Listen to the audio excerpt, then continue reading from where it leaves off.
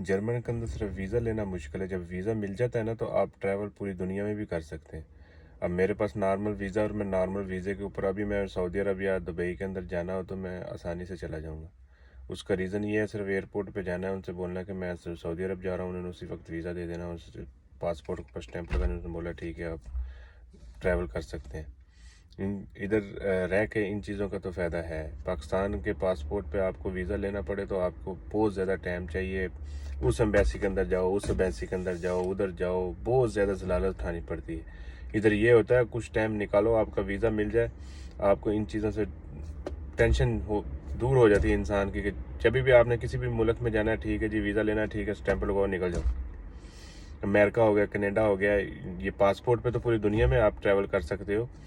तो अमेरिका या कनाडा का वीज़ा लेना हो तो वीज़े के ऊपर वीज़ा लेना थोड़ा सा मुश्किल है, पर मिल जाता है। ये नहीं है कि मिलता नहीं है, मिल जाता है। पर आप पाकिस्तान से ले लेना अमेरिका का वीज़ा, आपको नहीं मिलेगा।